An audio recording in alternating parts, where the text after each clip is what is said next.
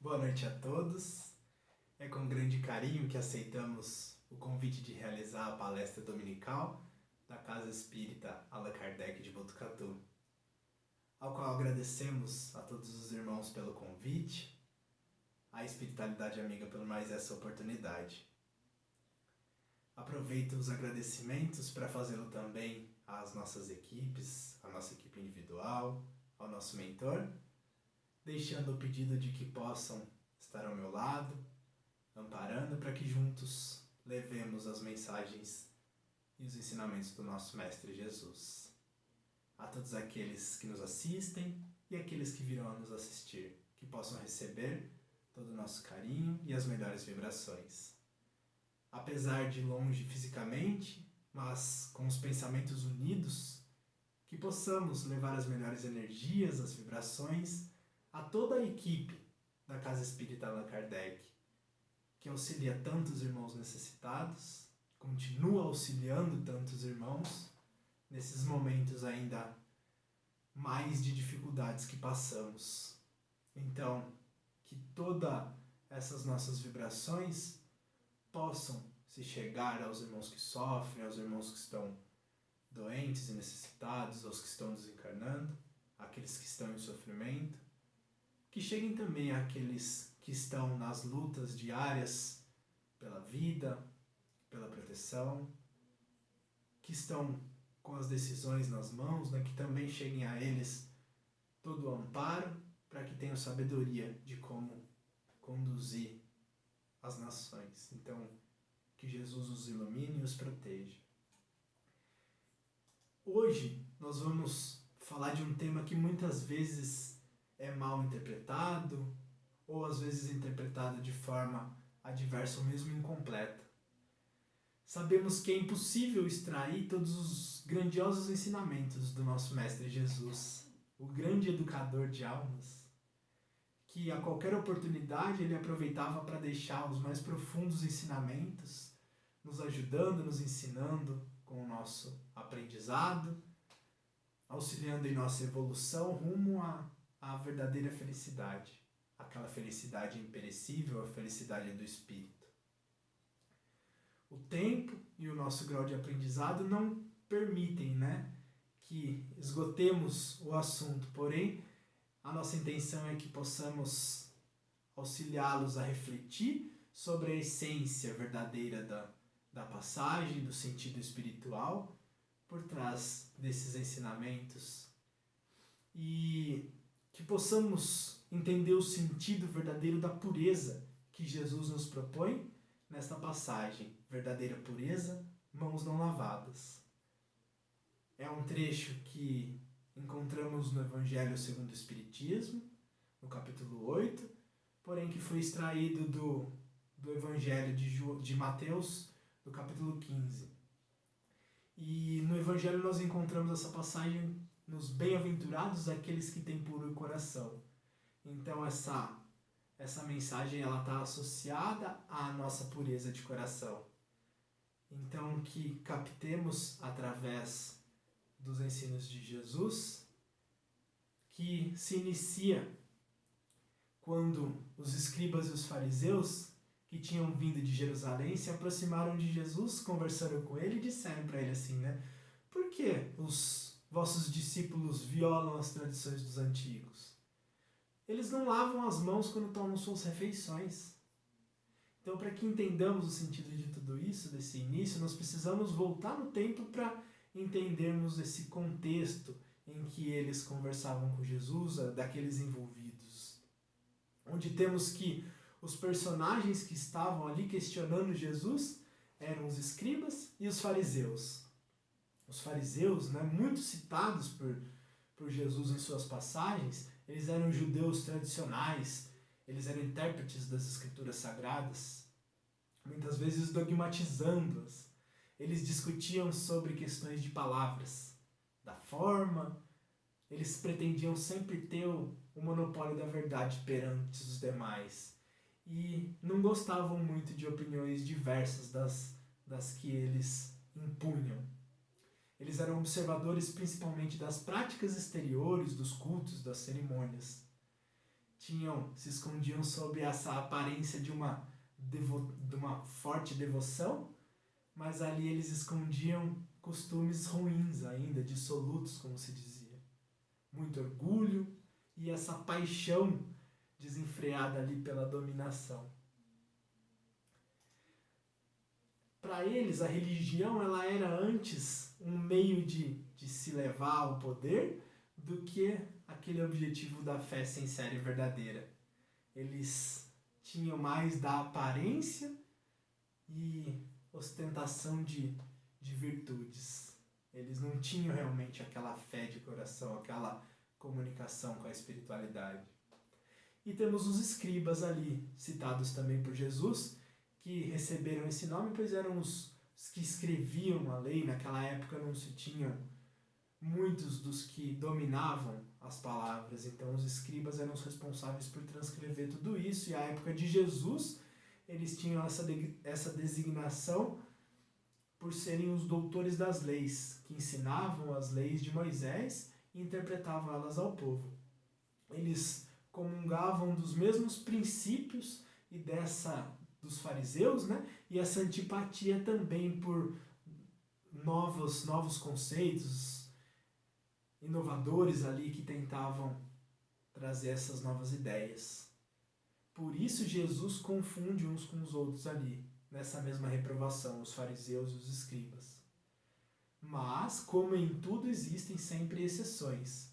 E podemos também citar fariseus bons, né? Nós temos 2 exemplos aí bastante conhecidos, Nicodemos e temos também Gamaliel. Nicodemos, ele é citado em 3 episódios ali principais no Evangelho de João, naquela conversa que ele teve com Jesus a respeito da reencarnação ali, que ele fala, olha, então para se nascer de novo tem que voltar dentro da mãe, e aí Jesus vai ensinando, né, o corpo procede do corpo, o espírito. E ele tem uma outra passagem na qual ele defende Jesus perante o Sinédrio, que queria condená-lo, e uma terceira passagem após a morte de Jesus, após a sua crucificação, ele junto de José de Arimateia preparando o corpo de Jesus. Então era um bom fariseu, né? Apesar de suas crenças, ele estava buscando ali os verdadeiros sentimentos. E temos Gamaliel também, que é bastante citado no livro Paulo e Estevão, que defende também os discípulos de Jesus, que são ali acusados perante o Sinédrio pelo Saulo, né? E após, até em algum momento, ele se diz convertido ao cristianismo. Então ele recebeu aquelas ideias de Jesus, né? E não estava somente preso às práticas exteriores, mas tentando se transformar em um espírito melhor. Portanto, quando nós entendemos as características daqueles que questionavam Jesus ali, né? Daqueles que desafiavam Jesus, nós também podemos entender o significado do questionamento. E ali na passagem dizia, né? Por que vossos discípulos violam as tradições dos antigos? Porque eles não lavam as mãos quando tomam suas refeições. Como eram adeptos, né, de práticas exteriores, os fariseus, eles valorizavam a forma mais que o fundo, ou seja, né, valorizavam os pormenores, as palavras, mas a ideia em si às vezes se perdia. E eles ficaram abismados, né, de Jesus e dos apóstolos ali. Nossa, eles não lavaram as mãos antes de tomar a refeição. Para eles aquilo era um crime dos maiores perante a Deus. E aí nós nos perguntamos, né, Jesus e os apóstolos, eles faltaram com higiene? Eles não lavavam as mãos e por isso os fariseus e os escribas ficaram revoltados, ficaram abismados, né?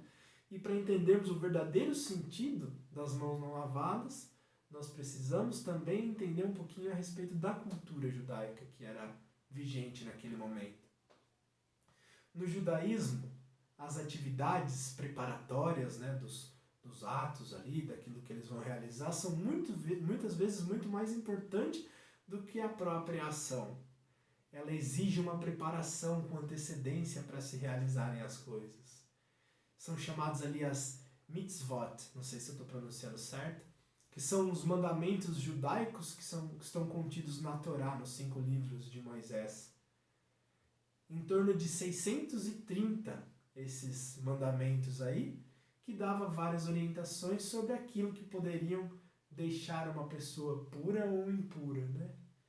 Então, para dar um exemplo assim, os sacerdotes, para iniciarem as atividades no templo, eles lavavam as mãos, dizem outros que até mesmo os pés eles lavavam para iniciar. Eles consideravam as partes do corpo como se fossem componentes espirituais, sendo as mãos, né, uma das mais importantes, a mais importante, porque elas também realizavam grande parte das outras mitzvot. Então elas, através das mãos, se realizavam as coisas que se tornariam o judeu puro ou impuro. Então, se fosse orar, fosse comer uma refeição, manter relação matrimonial, entrar em uma sinagoga, então deveria ter essa lavagem das mãos. Portanto, né, sobre o questionamento a Jesus, eles não falavam da questão higiênica, mas sim parte de um ritual, onde os rabinos ali exigiam que se derramasse água sobre as mãos. Uma das leis, né, dessa lavagem ritual das mãos dizia que as mãos elas deveriam estar completamente limpas antes de serem lavadas ritualmente. E só se derramava a água com um recipiente especial 3 vezes sobre cada mão. Então essa era uma lavagem ritual. Para exemplificar melhor, então a gente diz assim, né?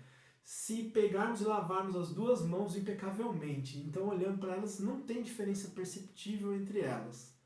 Porém, nós pegamos e lavamos uma ritualmente e a outra permanece normal. Essa está pura, essa aqui não é pura. Então essa aqui é uma mão sagrada e pura, a outra não. Portanto, para eles, a verdadeira pureza ela estava no ritual, naquilo que era ensinado, junto aos dogmas, junto aos mandamentos dele. E Jesus aproveita-se da oportunidade para deixar um ensinamento, né? Para todos ali e para nós também ao longo do tempo, porque isso vai servir para sempre. E ali na passagem continua dizendo, né? Porque vós mesmos violais o mandamento de Deus para seguir a vossa tradição. Ele fala, olha, vocês estão violando vários mandamentos para se dizer puros segundo a tradição. Pois Deus fez esse mandamento. Honrai vosso pai e vossa mãe. E este outro, que aquele que disser palavras injuriosas ao seu pai ou à sua mãe, seja punido de morte. Mas vós outros dizeis, todo aquele que tiver dito ao seu pai ou sua mãe, toda oferenda que faça a Deus vos é útil, satisfaz a lei, ainda que depois disso não honre nem seu pai ou sua mãe, e assim tornaste inútil o mandamento de Deus por vossa tradição.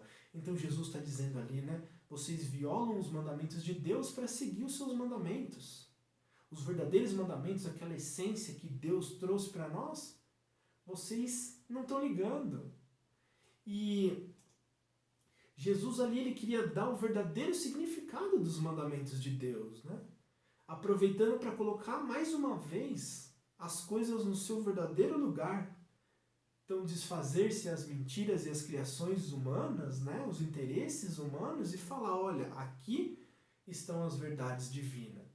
Havia um mandamento que ele ensinou ali naquela passagem, que era, também fazia parte dos mandamentos judeus, honrar pai e mãe. Fazia parte dos mandamentos principais judeus. E o que acontecia nas famílias judaicas?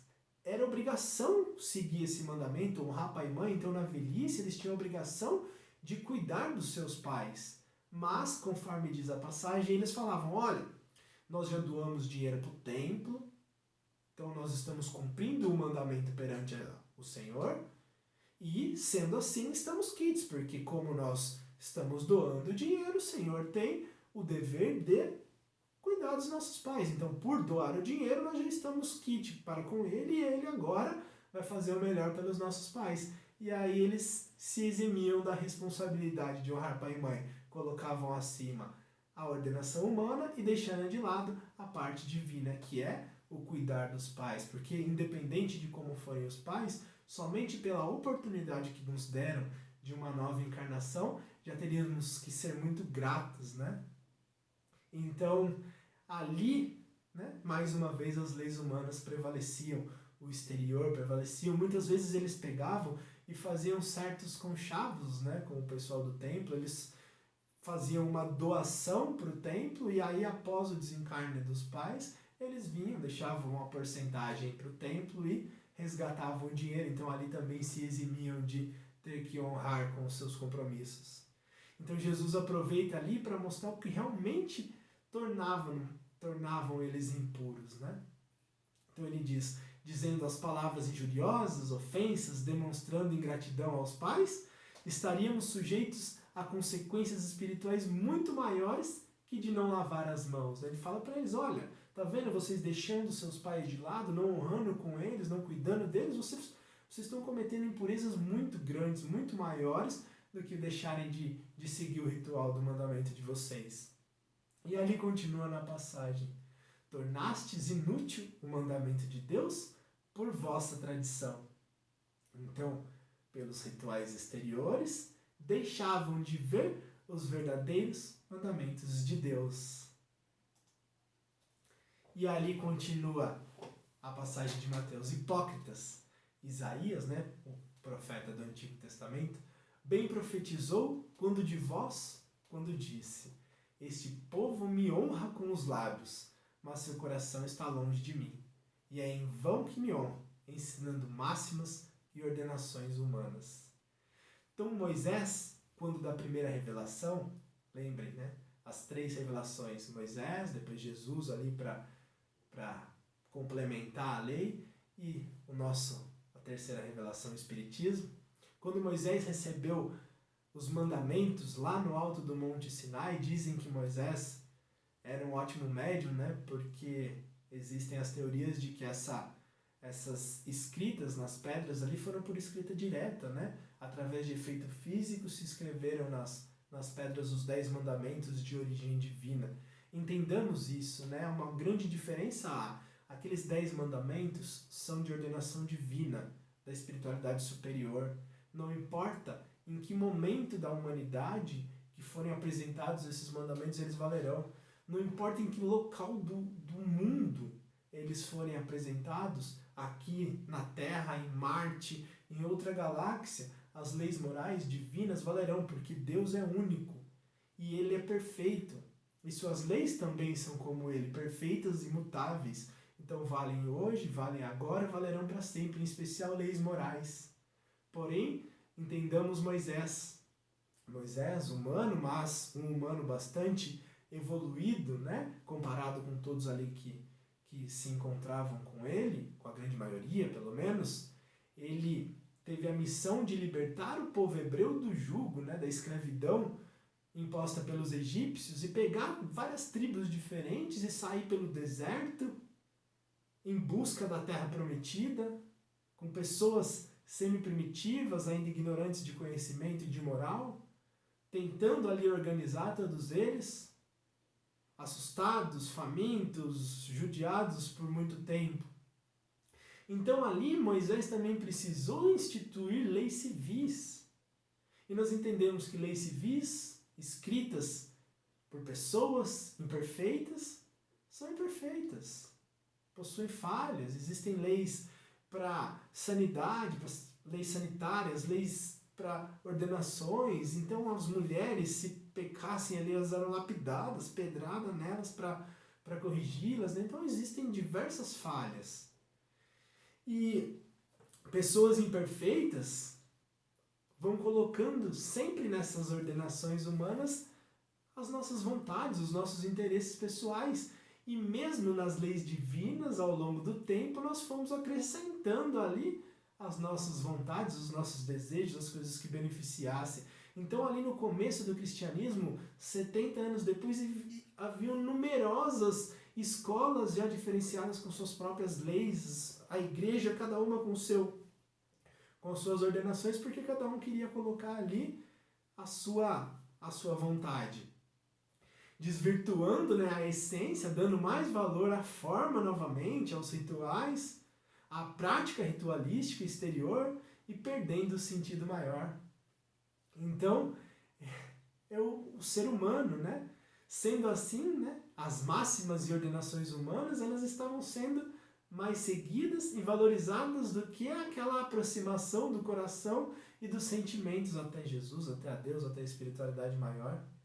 Lembremos, né, das religiões.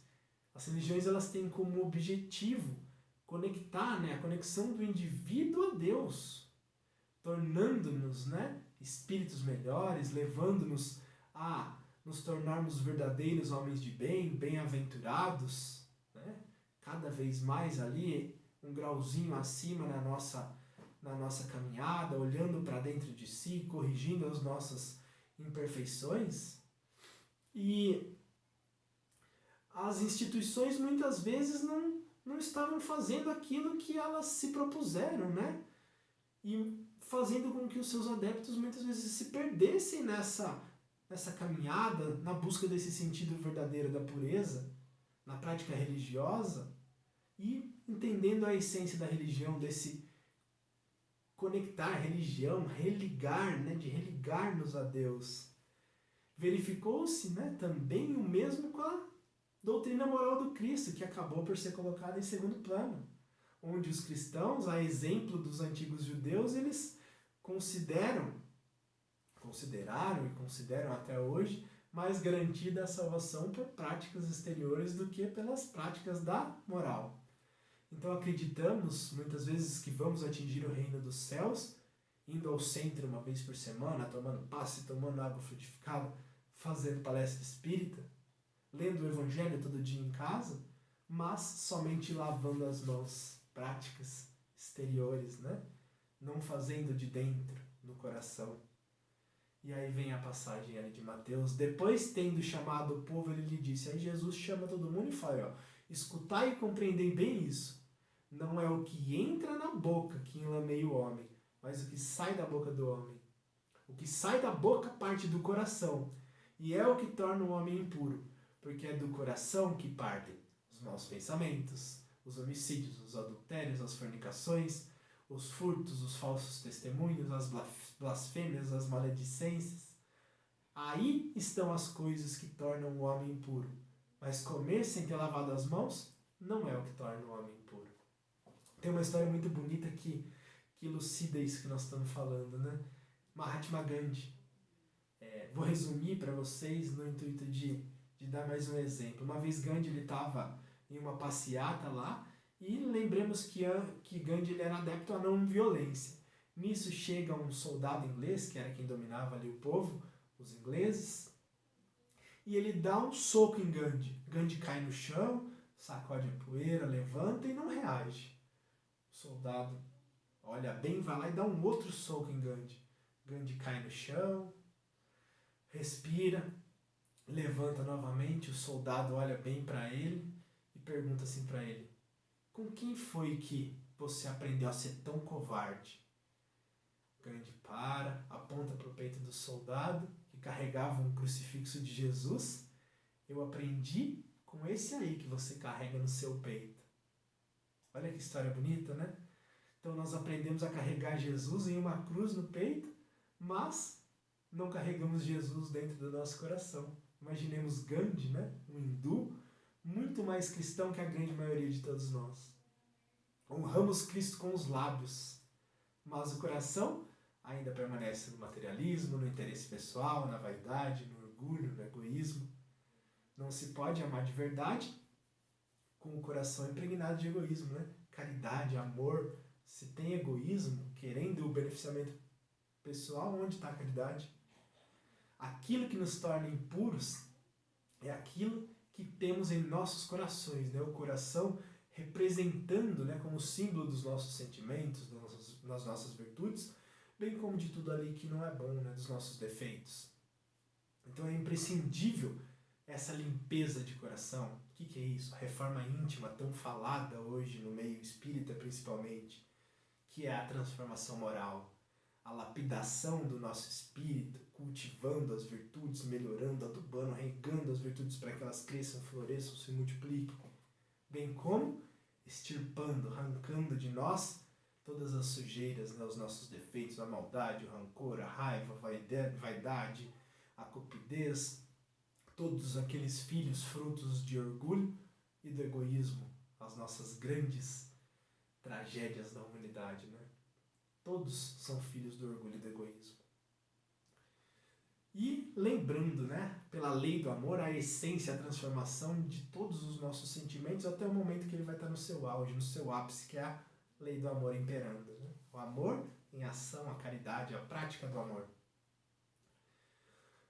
Lembremos que o fruto, ele amadurece de dentro para fora.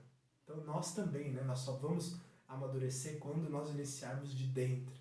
E ali, na passagem, continua: então seus discípulos, se aproximando dele, lhe disseram: sabeis que os fariseus, tendo ouvido o que acabais de dizer, disso se escandalizaram?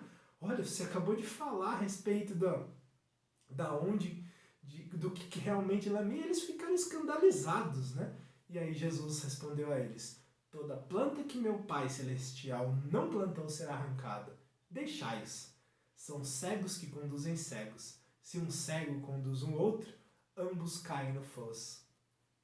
Imaginemos, né, que depois daquele ensinamento superior de Jesus, como quando todos somos convidados a olhar para dentro de si, olhar para o nosso orgulho, olhar para os nossos defeitos ali, em vez de aprender, preferimos o quê?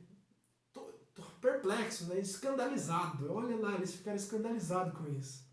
Então, nós ainda continuamos olhando nos defeitos do nosso irmão, né? Aquela coisiquinha, né? O argueiro no olho dele, um galinho, a gente fica perplexo, escandalizado. Mas tem um tronco, uma trave no nosso que impede a nossa progressão, a nossa caminhada rumo ao nosso crescimento espiritual, e a gente está olhando o galinho do outro, né?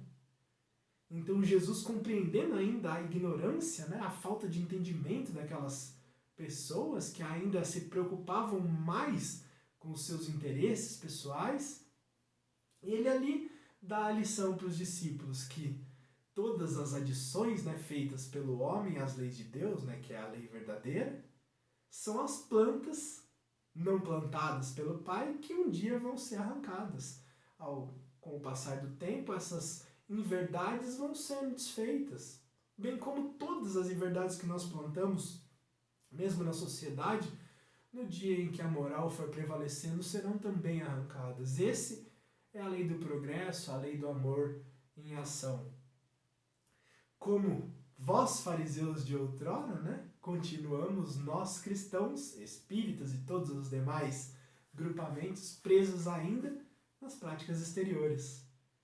Então que nós possamos, né, que cuidemos da nossa transformação moral, a fim de que a nossa atitude religiosa não se torne como as bolhas de sabão. Olha que imagem bonita, uma bolha de sabão reluzindo por fora, mas vazia, sem conteúdo por dentro, e de uma existência fugaz. Vai tão rápido quanto veio, né?